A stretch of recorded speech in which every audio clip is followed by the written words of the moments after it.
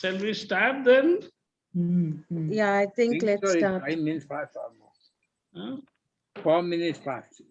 Yeah, let's start. Okay. And let's then start with the prayer. Our heavenly loving Lord, we thank you for this Thursday evening. Thank you for this opportunity to gather as your children over here, Lord, on Zoom, and to learn from your words, to praise you and to worship you and to sing together, Lord, and hear your words from your servant. Thank you, Master, for everything what you have been doing in our lives. Thank you for your grace, your love and mercy. Thank you for guiding us in every step of our life. And thank you for being there with us at all times. Father, as we bow down to you, we bring our pastor today to your throne of grace as he leads us in your word. Father, help him, equip him with your spirit, and prepare each and every one of us so that we can learn and accept and apply your words in our lives. This time and everything today's complete meeting and all the aspects of that, we commit into thy mighty hands. In Jesus' precious name we pray. Amen. Amen. So I will just share this screen and okay.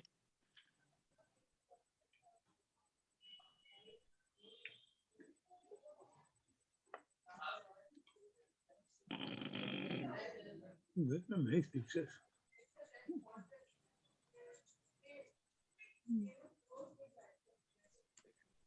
So our today's subject is the baptism of the Ethiopian eunuch, faith in plurality, from Acts 8.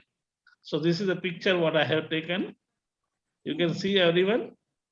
I was just saying you get some very good pictures. Oh, thank you, Peter. Thank you. Okay, I will hand it over to our Padmini to take for charge and go ahead. Padmini, over to you. Good evening, everyone. Good evening. Good evening, Padmini. Padmini. Oh, nice to know you're there, Shalini. This evening, our psalm reading is going to be done by Nita. Psalm 39. Over to you, Nita. Please go ahead. I will guard my ways that I may not sin with my tongue. I will guard my mouth with a muzzle so long as the wicked are in my presence. I was mute and silent.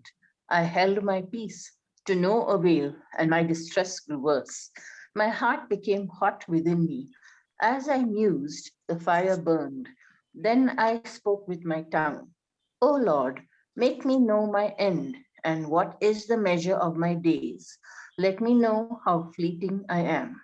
Behold, you have made my days a few handbreadths, and my lifetime is as nothing before you. Surely all mankind stands as a mere breath. Surely a man goes about as a shadow. Surely for nothing they are in turmoil. Man heaps up wealth and does not know who will gather. Measure my days. And now, O Lord, for what do I wait? My hope is in you. Deliver me from all my transgressions. Do not make me the scorn of the fool. I am mute. I do not open my mouth, for it is you who have done it. Remove your stroke from me. I am spent by the hostility of your hand. When you discipline a man with rebukes for sin, you consume like a moth what is dear to him. Surely all mankind is a mere breath. Hear my prayer, O Lord, and give ear to my cry. Hold not your peace at my tears, for I am a sojourner with you, a guest like all my fathers. Look away from me, that I may smile again, before I depart and am no more. Thank you, Nita, for the reading of the psalm. Now we'll go into our time of singing. I thought we'll sing some Indian lyrics. like Dr. Eva Bell presented to us about music and emphasized Indian music. So our first hymn is Ever and Always Be Praised. Let's all sing together. These are very familiar, ancient, well-known Indian lyrics.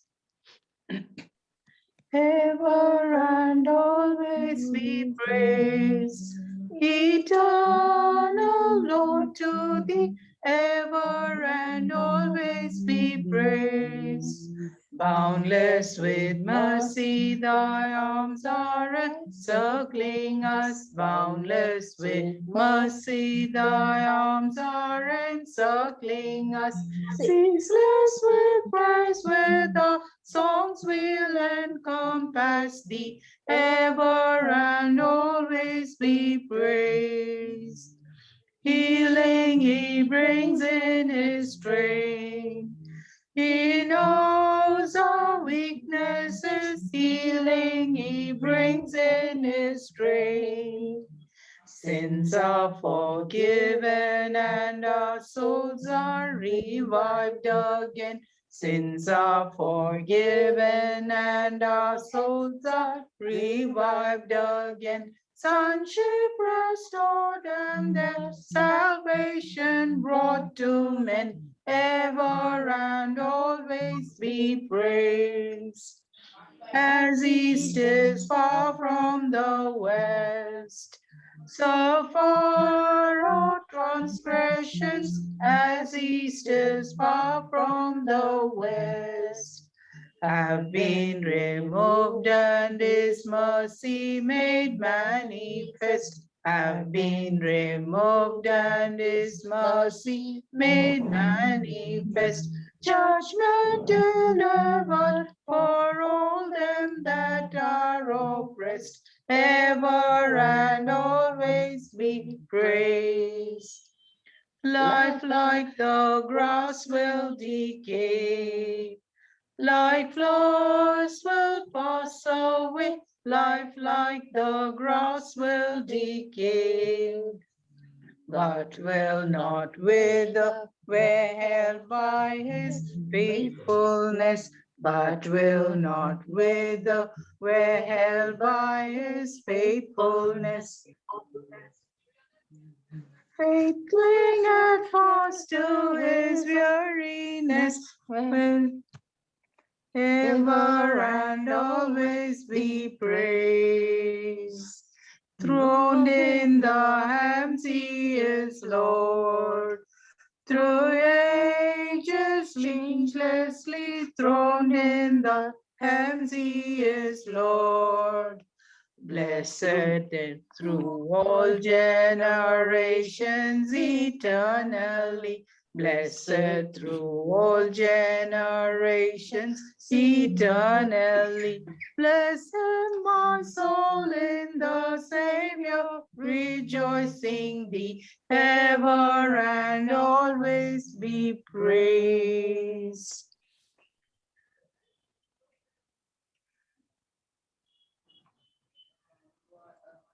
Our next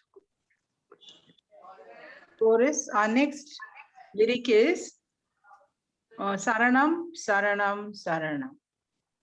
We'll start with the chorus. Saranam, Saranam, Saranam. Jesus, Savior, Lord, Lord, to thee I fly. Saranam, Saranam, Saranam. Thou the rock, my refuge, sets higher than I. Saranam, Saranam, Saranam. In the midst of foes I cry to thee, from the ends of earth, wherever I may be. My strength in helplessness, oh, answer me. Saranam, Saranam, Saranam. Jesus, Savior, Lord, Lord, to thee I fly. Saranam, Saranam, Saranam. Thou the rock, my refuge that's higher than I. Saranam, Saranam, Saranam. In thy tent give me a dwelling place, and beneath thy wings may I find sheltering grace. Oh, lift on me the sunshine of thy face. Saranam, Saranam, Saranam. Jesus, Savior, Lord, lo, to thee I fly. Saranam, Saranam, Saranam. Thou the rock, my refuge that's higher than I. Saranam, Saranam, Saranam. Oh, that I my vows to thee may pay, and that by thy faithfulness to me each day may live, and on thy love my burdens lay. Saranam, Saranam, Saranam. Jesus, Savior, Lord, lo, to thee I fly. Saranam, Saranam, Saranam. Thou the rock, my refuge that's higher than I. Saranam, Saranam, Saranam. Yesterday, today, forever the same.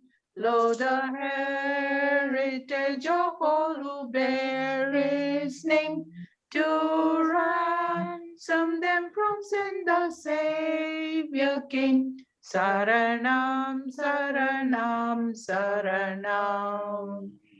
Jesus, Savior, Lord, lo, to thee I fly. Saranam, Saranam, Saranam.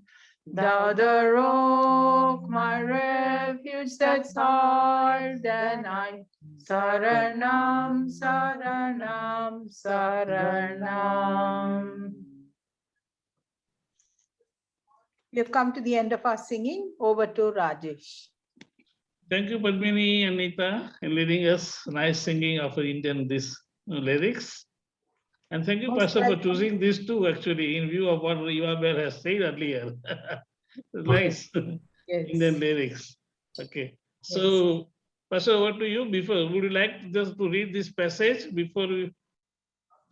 Yes, please. Yes, brother. Please. Please go ahead.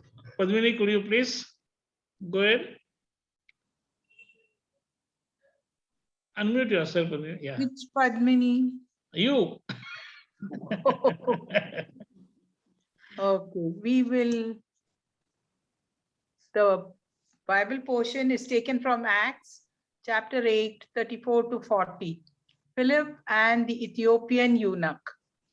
The eunuch asked Philip, "Tell me, please, who is the prophet talking about, himself or someone else?" Then Philip opened his mouth, and beginning with the scripture, he told him the good news about Jesus. And as they were going along the road, they came to some water, and the eunuch said, "See, here is water.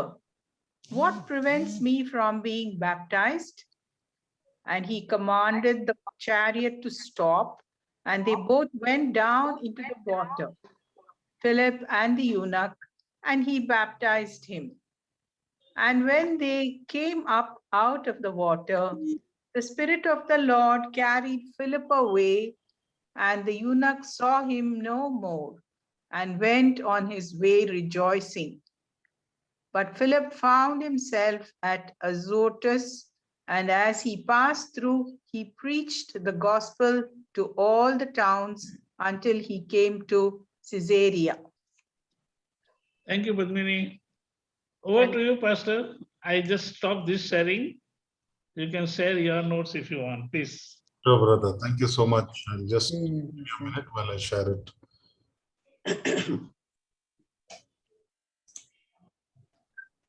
Okay, so I hope my screen is visible. I really don't know. Is it visible? Yes, yes, we can see.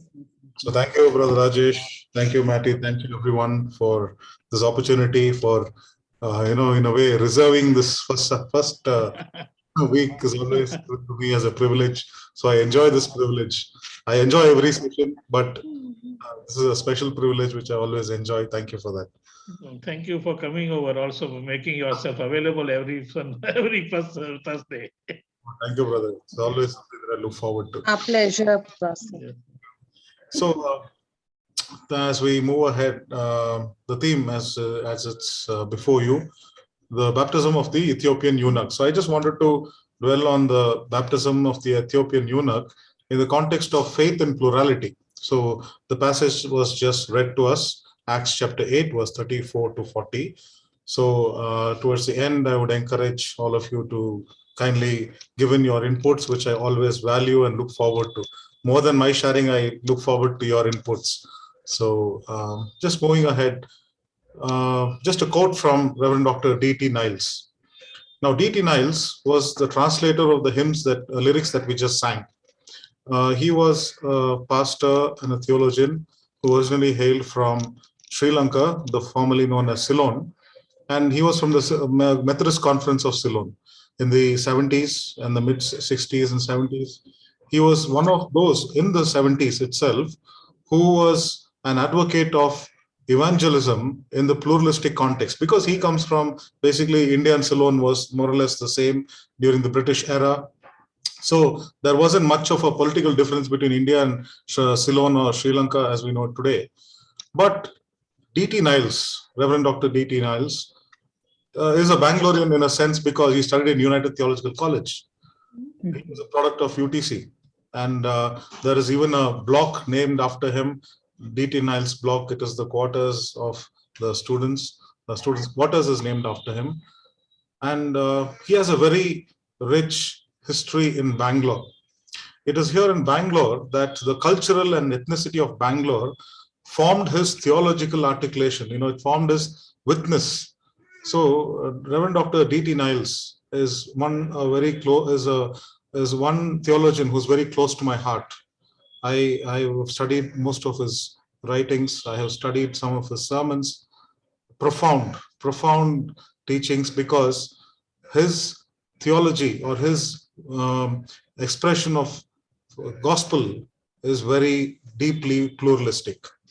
And I think he was much ahead of his times. And he was one of those who was very truly scriptural or biblical, so to say. Even before, today we talk of evangelism or evangelistic movement as a big movement. We think that being evangelistic is something modern. But if you were to read Dr. D.T. Niles' writings, you will know the true meaning of evangelism or what it means to be evangelistic.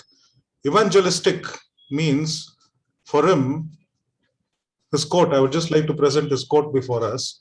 He says, evangelist, what does it mean to be evangelistic? If you say that I am evangelistic, if you say that my church is evangelistic, what is the attitude that we see from the gospel? What does it mean? Today, to be evangelistic means to have a lot of chorus singing, lot of praise and worship, have a lot of drums and guitar, have a big stage, and lead the praise and worship with a certain style. To lead singing in a certain style means to be evangelistic today. That is such an understatement. It is such a deviation from what it means to be evangelistic. Evangelism or evangelistic, according to D.T. Niles, he says, it's one beggar telling another beggar where to get food. Profound. It's not like I'm in a higher status and I have food and I'm giving you food. It is not about I'm better, I'm holy, and you are unholy. Okay, come, let me do something good for you. That is not the attitude here. Dr. D.T. Niles, he says evangelism or to be evangelistic means to accept that both of us are beggars. And then it is one beggar telling the other beggar where to get food. So profound teachings of Dr. D.T. Niles. I would encourage you all, the net, of course, if you just Google search some of his material, you will be able to find it. And I would encourage you all to read Dr. D.T. Niles. Very simple, but profound. So I'm kind of a fan of D.T. Niles in that way, because my theological articulation always is pluralistic. And I've always learned from his writings. So today's topic also is in the line of his theology, and biblically I've taken Acts chapter 8 verse 34 to 40. So what is faith in the pluralistic context? This quote should tell us what it means. Faith in the pluralistic context is to look at each other as equals. It's not like that I have something better than you. It is not like something that I am better than you or I am holier than you. It is about equality. It is about understanding each other as equals. And that is very important. That attitude in evangelism, that attitude to be evangelistic is very important. That is the basic attitude of being evangelistic. So faith in a pluralistic context begins with this attitude. And what is it? How does that get expressed? So faith and pluralism, these terms are very confusing sometimes.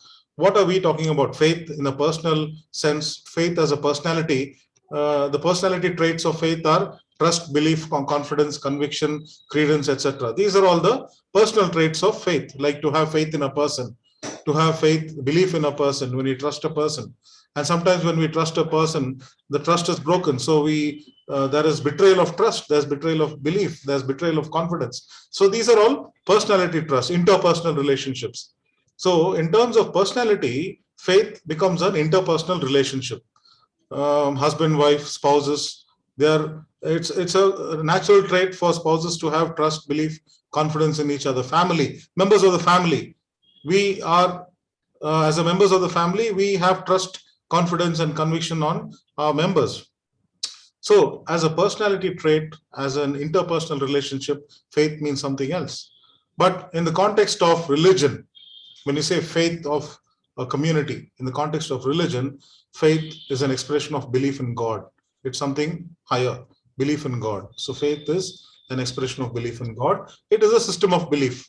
So faith in the context of religion is always seen as a system of belief. So there again, we come on an equal ground. It is not to say that my faith is better than your faith or my religion is better than your religion. That should never be the starting point of evangelism or being evangelistic. Evangelistic or evangelism is to accept that my expression of faith is one of the expressions of faith or belief in God. It is a belief system. My faith is a belief system. Your faith is a belief system. It is not about which is better or which is worse. So that is very important in evangelism, because there has always been criticism about Christian evangelism to say that Christian evangelism is about dominance. It is about holier than thou attitude. That is so wrong. It is not biblical.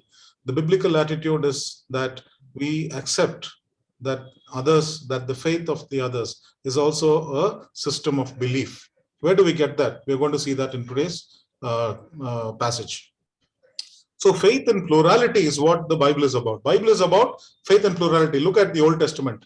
It is not about Yahweh as in the context of in the context where no other gods are there. Yahweh in the context of the Egyptian gods. Yahweh in the context of the Babylonian gods. Yahweh in the context of the Persian gods. So the Old Testament is always in the context of plurality. Old Testament is not a context without plurality. If you want to look at the Bible in the in the context of plurality of religions, Old Testament is the best example, because God is always a God who presents God's self in a pluralistic context, either in the Egyptian context or in the Babylonian context or the Persian context. So God is always a God among the plurality of religions, plurality of faiths. That's why the desert wilderness experience of the Israelites is very meaningful, because out of a multi-religious context, Egyptian religion had so many gods, and out of that religion, out of that Egyptian multi-faith or pluralistic context, God brings them out and shows them the true God, the true expression of God. So Bible is pluralistic. It has multiple cultures, it has multiple faiths, and it is written in a multi-faith context. Bible is in a multi-faith context, especially the Old Testament, and also New Testament, I did not say. It is the church, early church is in a multi-faith context. The early church is in the pluralistic context. And so that is why for us as Indians, it's very relevant. The early church or the early church, which is expressed in the New Testament, is very close to us as Indians because, like us, the early church was in a plurality of faith in plurality. So the multiplicity of faiths or religions is not new to the church. It is the context of the church. It is the context of the early church. And that is where we are also locating today's text. The context of the ministry of Philip. We are looking at Philip's ministry in Acts chapter 8. So the ministry of Philip in Samaria, which is again a non-Jewish colony or a non-Jewish city, and also Philip's encounter with the Ethiopian eunuch. So the Ethiopian eunuch, again a foreigner, Samaria, again a foreign place. So Philip's ministry among people of different ethnicity. That's what we see. That's what we're going to look ahead. Acts chapter 1 verse 8, the beginning of Acts itself presents us with the model. It says that you are to be witnesses to the ends of the earth. Now, evangelism or being evangelistic is not about defending one's faith. It is not even about propagating one's faith. We are not propagators of faith. We are witnesses. Christian faith is not about dominance or propagation of faith. That is wrong. It is not so. Because Acts chapter 1 verse 8 is very clear.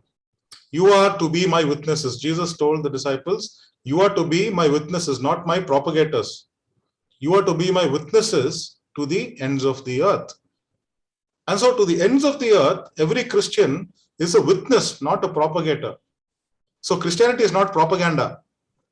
There's a big difference between witness and propaganda. And unfortunately, Christianity today is more of propaganda than witness.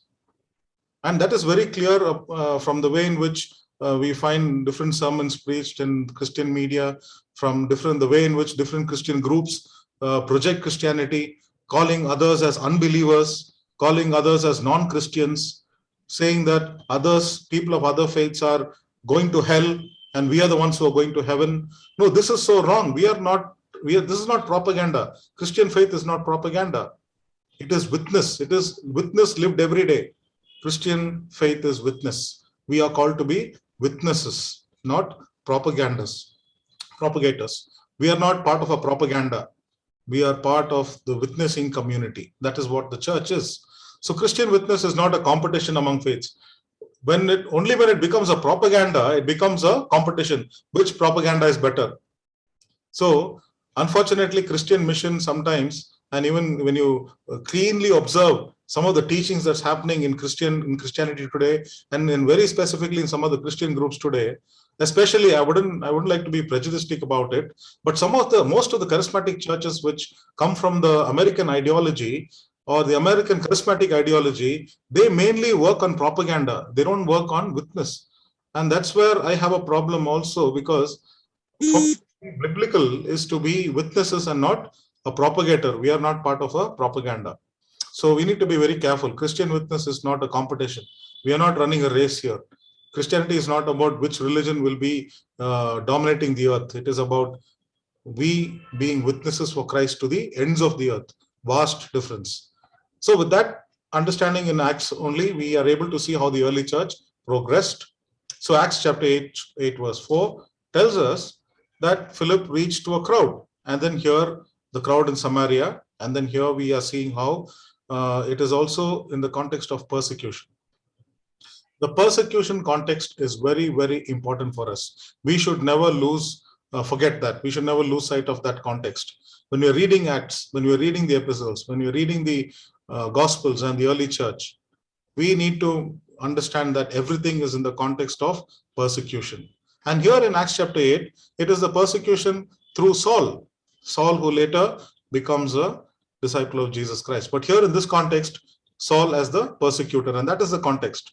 Philip is teaching and preaching to a crowd, being witness for a Christ in a crowd in Samaria in the context of persecution.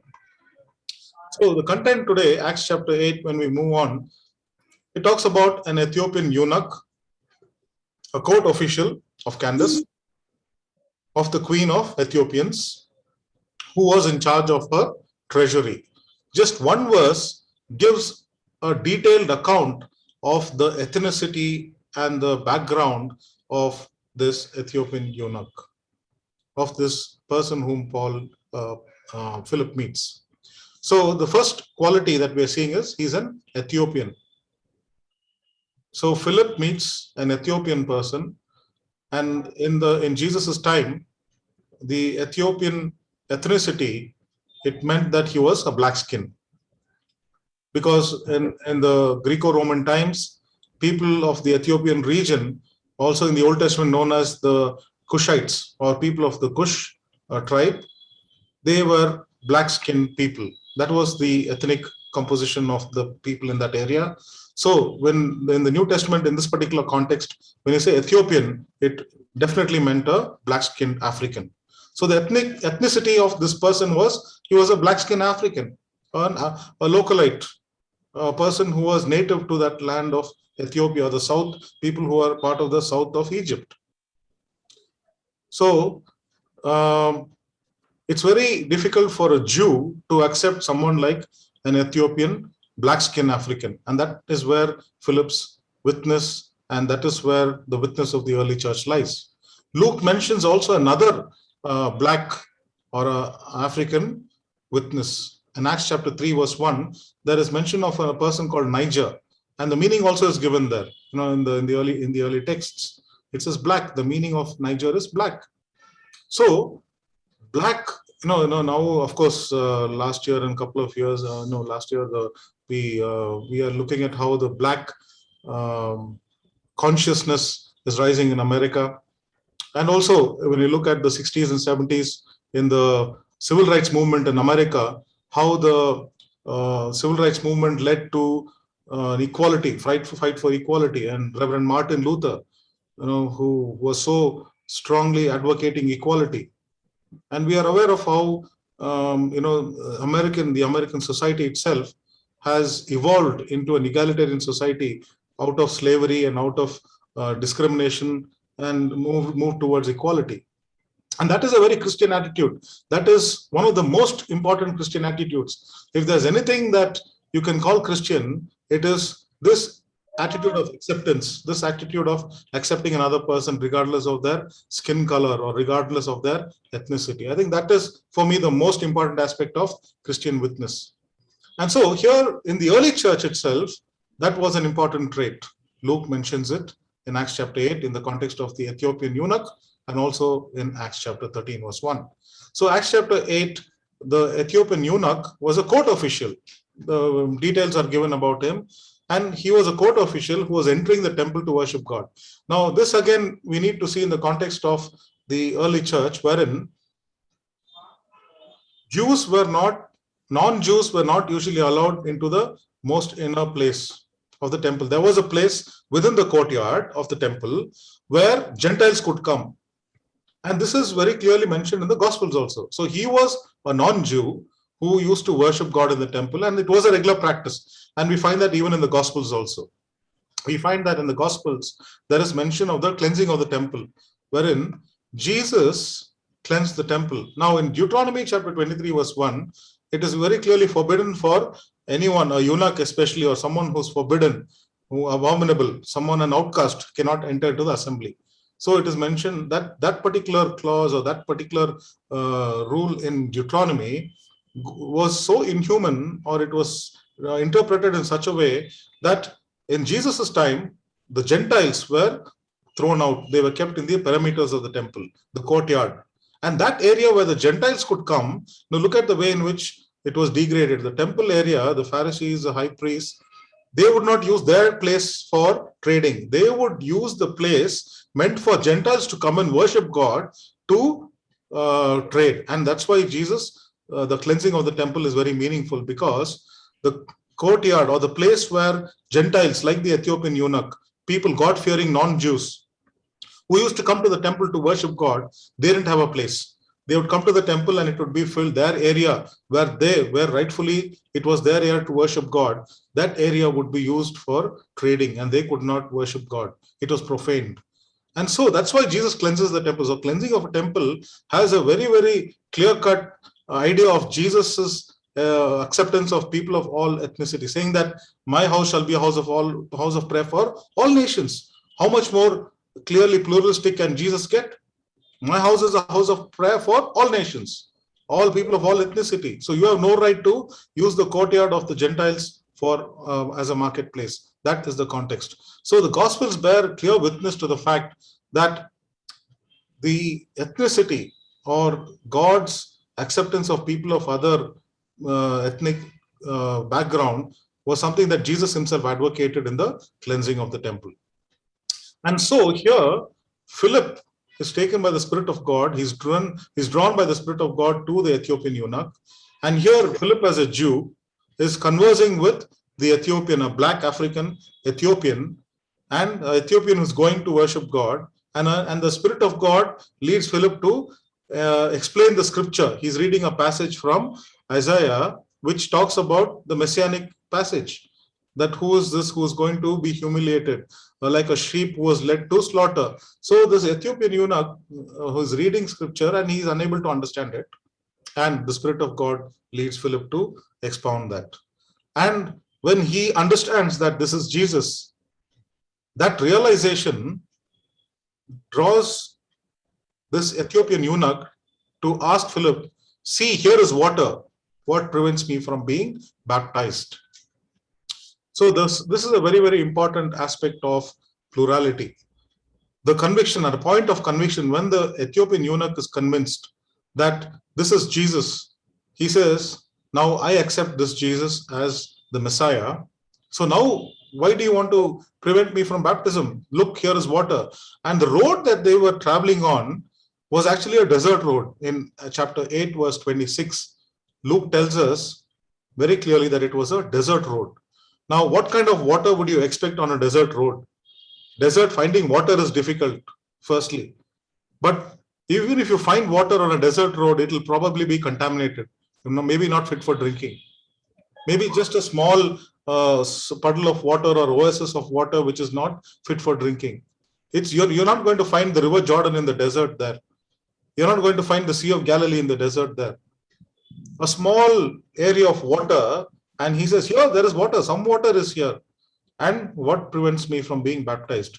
So even for those who advocate immersion baptism, this is a very good lesson that water is not important. Even among Christianity, it's just a slight deviation from our topic today. But today in Christianity, so much of thought is given about baptism, saying you must be immersed, you must be baptized as an adult. If you have taken sprinkling baptism as an infant, that is not right. You have to get second baptism. Of course, we did have a baptism on second baptisms earlier this year, and that was a very fruitful discussion. But however, this is one of those instances to show that water is not important. His conviction, the Ethiopian eunuch is convinced, and here Philip accepts it. The acceptance of Philip is very clear. He baptizes him in that water. Baptism as a symbol, and the baptism of the Ethiopian eunuch by Philip is a symbol of plurality of faith. Faith is in the pluralistic context. There was no importance given to the water or the place or the kind of water. There was baptism, not necessarily the immersion type. Some water was there, but it was not even probably fit for drinking, but he was baptized. So the plurality of witness is not plurality of faith. It's not plurality of faith. It is the plurality of witness. Now, there's a big difference. There's a big difference between plurality of witness and plurality of faith. Plurality of witness means that our witness is multifaceted. Our witness is expressed in many ways. There are many ways that our witness should be expressed, not just one way. Plurality, witness cannot be limited to one way. We cannot say, oh, this is only how witness should be. This is only how Christianity should be. This is the only way in which Christianity should be expressed. That is wrong. Plurality of witness is to accept that our witness can be expressed in any way. So it is not plurality of faith. It is plurality of witness. Christianity is about plurality of witness. So Philip is able to accept the Ethiopian eunuch as a part of the body of Christ through baptism, as a symbol. See, that is the church. The church should be a place where people of all ethnicities, of all status is accepted. The church is diverse. And because the ethnicity of the early church was diverse. If I say that my church should be a church of only one language or one culture or one region, that is so un-Christian. It is unbiblical. Because the early church was not a community of only one language and one religion and one tradition. It was not a language for only one community. The church was diverse, diverse in ethnicity. People of all ethnicity, status, languages were part of the body of Christ. Ethiopian eunuch is an outright example that the church is ethnically diverse. The church has to be ethnically diverse. The church cannot be a church that is ethnically singular. It is not an ethnically singular body of Christ. It is an ethnically diverse body of Christ. That is the ecclesia. Rajesh, maybe you need to mute. I don't know, somewhere I'm getting a sound. So, the ethnicity, the diverseness of ethnicity is an important quality of the church. We need to have that diverseness in our mind. So the question before us is how ethnically, sorry, it says ethically.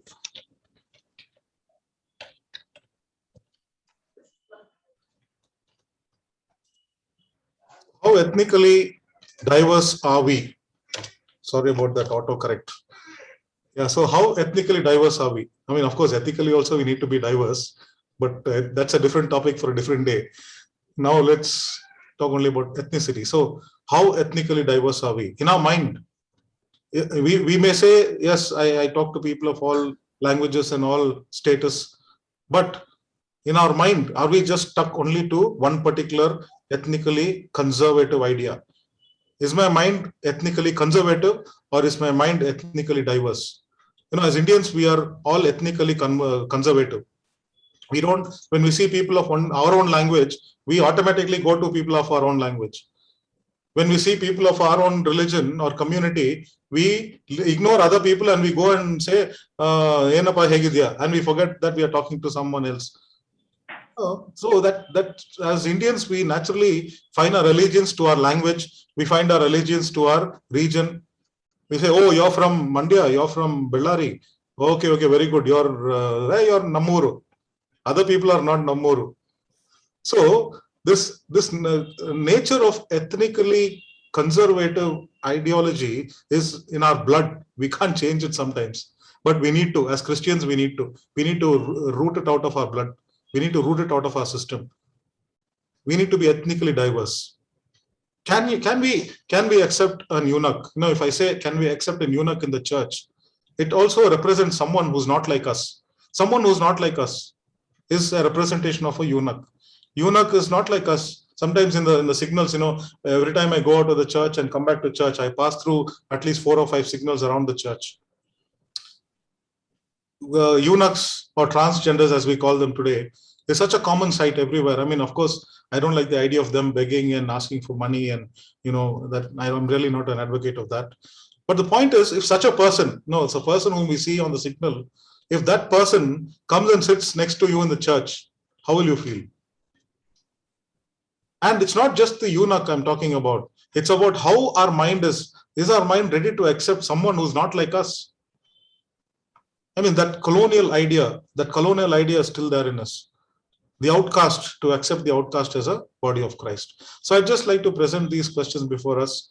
And I think I'll stop here and open the floor for discussion, comments, and definitely your input. Over to you, Brother Rajesh. Thank you, Pastor, for nice awakening actually message of the pluralism. And actually, the problem is in the mind. Yeah, that's absolutely right. Could you please stop your sharing so everybody can see everyone? Yeah. Yes, thank you, Pastor. So, friends, forum is open for everyone. Please unmute yourself and you can please comment.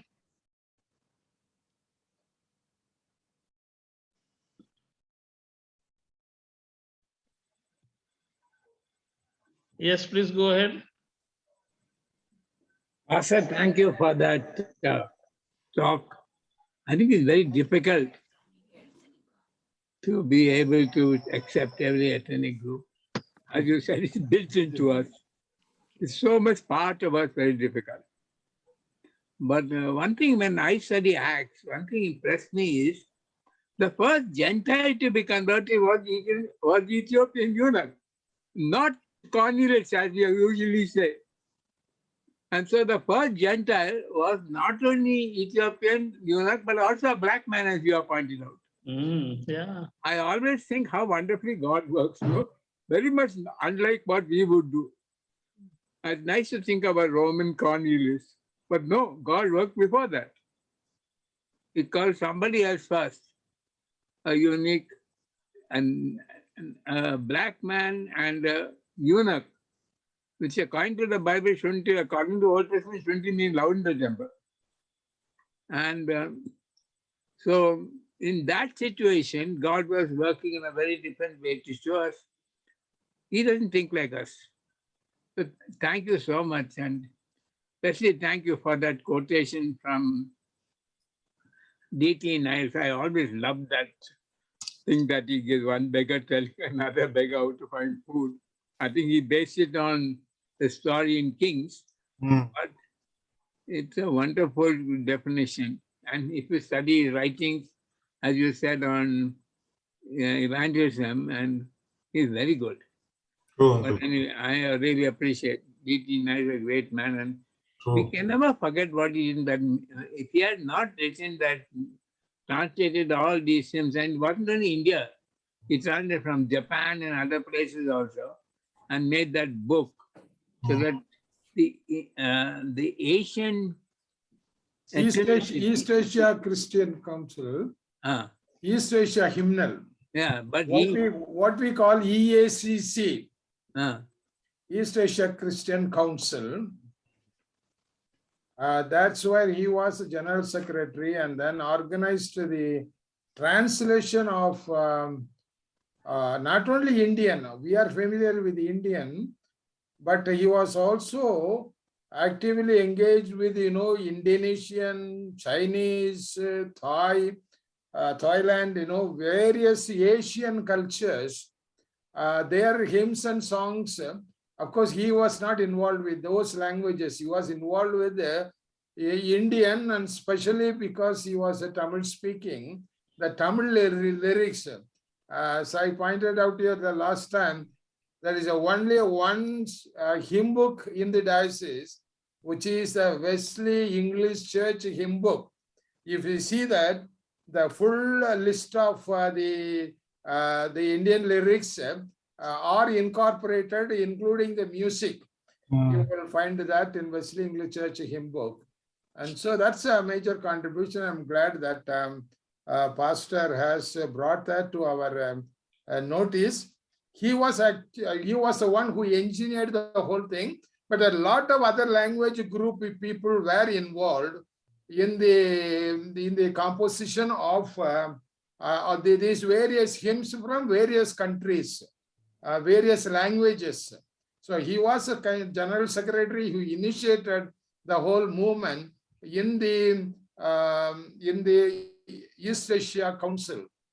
So that is later, it was EACC. It was originally CC, Christian Conference of Asia. Christian Conference of Asia, which turned out to be EACC. So they had our friend Fred Carrot from Wesley English Church. Some of you who know Fred Carrot, and he is basically from ACM and all that. He was living in Singapore and working for that office in Singapore. And then later on, Singapore government threw them out, saying that this is causing a lot of political sort of problems and all that. So then they moved it to Hong Kong. So, I mean, that is a background of this. That's where, and of course, as you put it, Pastor put it rightly, he is a man from Jaffna, ordained by the Episcopal Methodist Church. It was his father and his grandfather, they were also Methodist ministers So he come from that background. And of course, you remember when, you know, that Dr. King, who was assassinated, you remember, he was to address, give the keynote address at the WCC assembly. And it was an assassination was sudden. And therefore, D.T. Niles was requested to give that address. And so though he was quite young and all that, but then because Sri Lanka and East Asia to be given prominence, he was able to occupy that position and contributed a lot. As the pastor put it, 3 years or more, he was very actively involved in UTC. And he was, and one important person who influenced the thinking is P.D. Devananda. You remember Scissors, the director, and of course, later on, M.M. Thomas and all that had a lot of connections. And therefore, his theological reflection got affected. I remember that the UTC principal at that time used to visit Jaffna, send students to Jaffna for practical work. And those days, the Jaffna students used to come to UTC for their training. In fact, during my tenure, there were 2 or 3 other students from Jaffna. And therefore, this is, as Pastor put it rightly, the Jaffna was a part of India. You know, Sri Lanka was a part of India. You remember the Bible Society in those days, British Foreign Bible Society, Burma and, you know, Ceylon, and all these used to be clubbed together. And that is how there was interaction between different churches. So there was something for us to remember. Thank Pastor for bringing that aspect for us to have a theological reflection on this. Thank you for all that wonderful input. But I want to make one point, Reverend Selvin. Maybe Yes. Wesley Church was the first one to have a hymnal, but it's not true today. Pardon? St. John's hymnal does have all these things. I saw it came inside. So our present hymnal actually has all these Indian hymns and foreign hymns.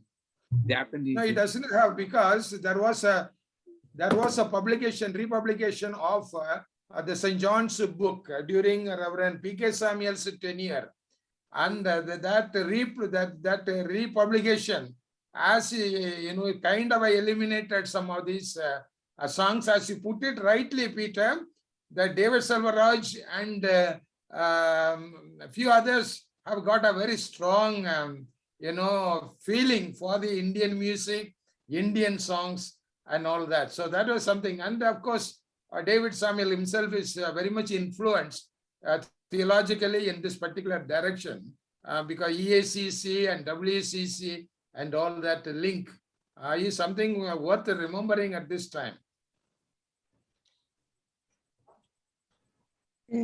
I have something to say. Yes, please. It's not a matter of being of different faiths, because even among Christian denominations, you know, and as Pastor spoke about baptism, there are many denominations who feel that they are superior, you know, that they will get the first rights to enter heaven and all that, and people of other denominations will not. In fact, my neighbor's daughter was caught on this bridge near Henur, and these people asked them, caught their hands and asked them to say that there is only one true faith. Christianity is only one true faith. Somehow or the other, I feel in this pluralistic society that we're living in, for us Christians to adopt this attitude is, I don't think is right, as Pastor has already mentioned. For me, I feel that valuing relationships, being accessible to others, you know, being an example of living our lives according to the Bible is how we can evangelize. That is my take on this. True, Matty. I think that's a very good summary of what I could say today. I think that's true, because we can't really go with the attitude of saying that, you know, others are not good and only I'm the best. So that's a very wrong Christian attitude, in fact. Yeah, that disturbs me when I hear people telling me also that, you know, they are a better faith than I am. I mean, Christian denomination, you know, all these I don't want to name the denominations, but they are much better than the Catholics or the CSI or whatever. And that disturbs me very badly sometimes. Oh, Matty, I share your feeling with that. I also get very disturbed when someone tells me that, CSI is this or CSI is not this. It really disturbs me to the core because it's not Christian at all to say that. So thank you. I think that's a good summary for today. Maybe that's a hint that we need to conclude our discussion. No. But before we conclude, I would like Sort of to a joke. Then On this. Rajesh will have the last word. Can I tell a joke on this? Oh, yes, please. Yes, Yes, please. Somebody Peter. went to heaven and they saw a group of Christians worshipping behind a wall. They said, "Who is this?" They asked the angel. The angel said, "That is the separatist brethren, and don't make a noise. They think they're the only ones here." Unfortunately, that's the attitude, no? Yes, that is the attitude. And it's not, it's gone beyond beyond baptism also, Padre. It is not just that, but hot water, cold water, river water. I don't know how many things they've got. And worse is, some colleges in America, evangelical colleges, unless you accept their theories on terms of rapture and so on, you cannot be accepted there. True. Part of their belief is not just Jesus Christ is the way, but you have to have pre-rapture, pre-tribulation rapture and all as part of your doctrine. That's Right. not the biblical doctrine, but anyway, that's how they go. They have become so exclusive and minimalized that we don't even understand and can't appreciate others. True. I think we need to therefore learn from others, and there's nobody who cannot teach you in my view. And equally well also, we need to understand the faith of other people. Not Yeah. only Christian faith. I think personally we need to study Hinduism and Islam and then realize what are the things that we share and where we can work. True. Build bridges in the real sense. True. Not the battling, but rather build bridges. True. But unfortunately, we don't study. We think we are right and everybody else is wrong. True. True, uncle. Very true. Anybody else would like to comment before I say something? Anyone? But I think we'd like to have you say the last word. Not the last word. But and if there is anything you come back to you, don't worry. No, I just want, I rather look at this the scripture portion, what Pastor, what you have taken, and from there only I make some observations. The first thing what we understand is the castrated men were considered ineligible, right, for full participation in Judaism. That is what you read out from the Deuteronomy reference. That is what there. But Isaiah, if you see in Isaiah 56, verse 4 and 5, if you see there it is given, it says that for thus the Lord to the eunuchs who keep my Sabbath, who choose the things that please me and hold fast my covenant, I will give in my house and within my walls a monument and a name better than sons and daughters. I will give them an everlasting name and shall not be cut off. That is what the Isaiah says on behalf of Lord for the eunuchs. And Jesus also says in Matthew 19, 11 and 12, let the one who is able to receive this, receive it. This is in reference to eunuchs. That is what Jesus says. But what Philip and Ethiopian eunuch, about their meeting, I just want to say a few things. It was actually God's involvement in bringing these two people together, right? And for the ultimate purpose of expanding His God's kingdom. That is what you say, the pluralism, inclusion of the Gentiles and all the things. So we see that God used an angel to meet Philip and sent him to meet this eunuch. And it was God's own plan. Okay, that is how it happened. God prepared the Philip and also prepared the eunuch to say and receive, to say and hear the things about the gospel. And God's word is always there. God's word is the ultimate thing, what is used for the salvation. So he reads, one person reads the God's word, another person mentions the meaning of that God's word. And that is how he converts into the salvation of the eunuch. He takes the baptism. Yeah, it's a realization. Yes. Eunuch is able to, Ethiopian, he realizes on his own. It's not like, Yes. And God's spirit is actually active in both the instances, if you see that. True. Okay, he guided Philip, and so that Philip's words with power brought this understanding to this person. At the same time, Spirit also was guiding the eunuch to read this Isaiah as that one. Okay. True. And the final thing, what I would say, the God's people are actually always active in salvation. Philip obeyed the angel, Philip obeyed the Spirit, Philip obeyed Jesus' commission, and the eunuch believed. And both of them, they obeyed God, and neither of them delayed their choice to obey God. Instantly, everything happened. See, Philip did not delay when the call came, nor did the eunuch delay when he received this word, this clarification. He immediately ready to go for the baptism. So this is just I wanted to bring out from this the message what you have brought out. And it's okay, this is all the God way. God is at work in this inclusion of the people. What you rightly brought out, Pastor, about the pluralism. But it is always God at work, not the humans. Yeah. Very true, brother. Because Just to point out, the result of this is one of the oldest Christian churches in the world, in Yes. Ethiopia. This man, this eunuch, took the gospel back to his country, and it became one of the famous oldest Christian churches. And in Africa, definitely the first. And all over that area, one of the oldest churches. Yes. God worked in a very specific way. Yes. Yes. Thank you, Pastor. Thank you. I think we shall go ahead for the prayers now. If there's nothing to share, I think the Selvanaya can lead us with prayer today. Or okay, I'll just share. Or anyone, Selvanaya or Peter, anyone can. yeah, I think one of you can do that and Selvanaya can conclude. Yes. No, Selvanaya will do this praying. Okay.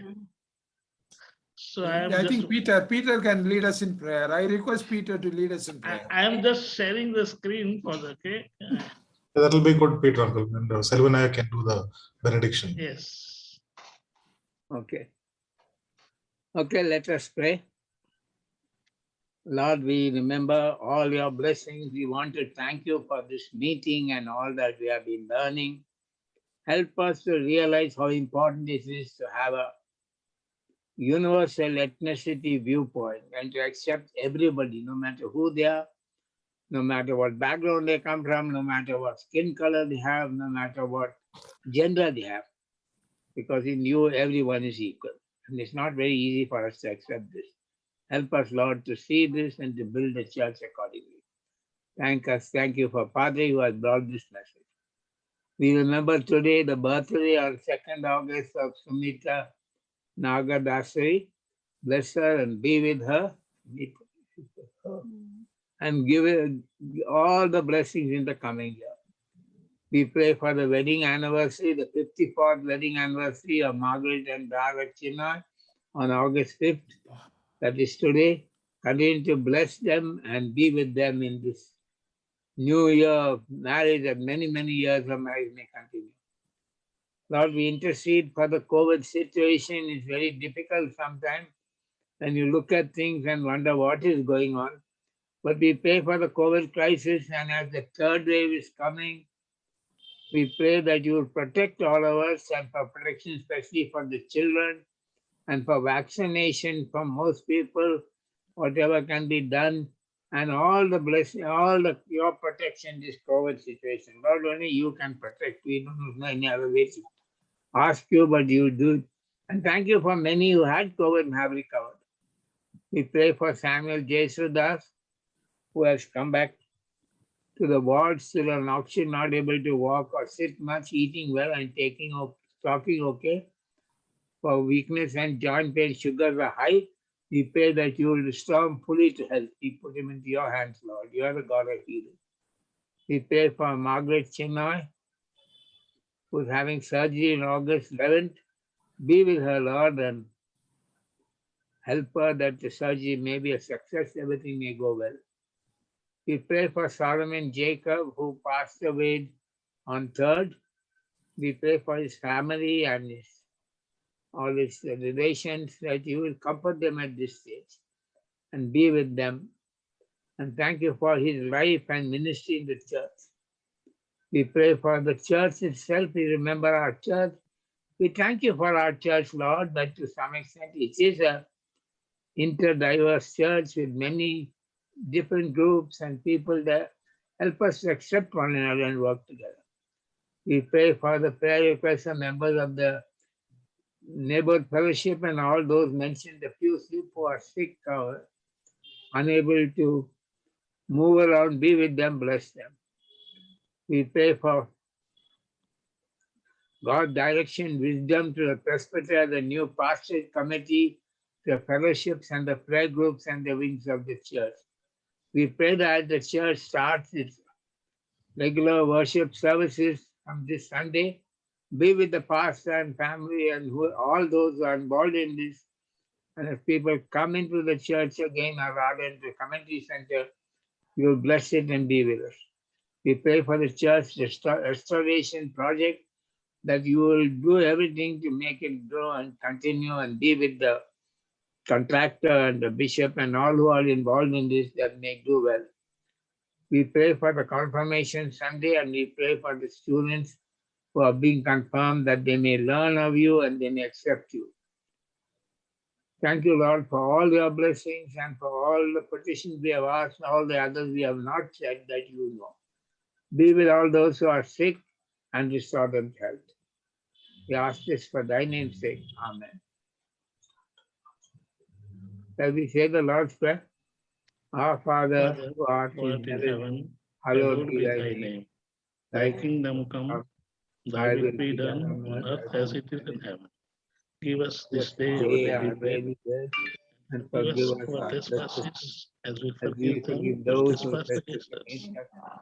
And Lead lead us us not not into into temptation, temptation, but but deliver us from evil. For For thine is the kingdom, the the power, and the glory, forever ever and and ever. ever. Amen. The grace of the Lord Jesus Christ, to the love of God, and the fellowship of the Holy Spirit be with us now and always. Amen. Amen. Amen. Thank you, everybody. Matthew. Thank you, Matty. Thanks, Pastor. Thanks, Peter. Thank you, Pastor. Everybody. Thank you, Pastor. Thank you, both the pastors. Thank you, Thank you Peter. both. Thank you, Matty. Thank you, Thank you, Thank you, guys. Rajesh. Nita Padmini, And Sylvia. thank Thank you, you, Sylvia. Thank you, Dr. Isabel. Thank you, You know the Pramila. way, no, the way you keep saying thank you, I feel like he's singing, thank you, God, for the world and you know The all world's that. so sweet. Thank you for the world so sweet. Thank you for Thank you everything. for the food we got to eat. Yeah, my dinner has just come. Oh. Yeah. So good night. Have a all of you. Thank you, Pastor. Good night. Good night, Pastor. Good night, Good night. Night, God everybody. bless Thank you. all. Thank you. Yeah. Pastor, Pastor Selvia, Yes. Gunjan is meeting this your friend this weekend. Oh, yes. My wife told me that. Yeah. Yeah. Okay. Thank you very much for your. So I think he will. I- It will be. I He asked will her be to a good prepare help. for I think. myself. Yeah. What? Thank you. Thank you, Pastor. Thank you very much for that. Bye. Good night, Thank you, Bye, Matty. everybody. good Good night, night. good Bye night. bye. Bye Night. all. See you next Bye bye. Thursday. Bye. Bye.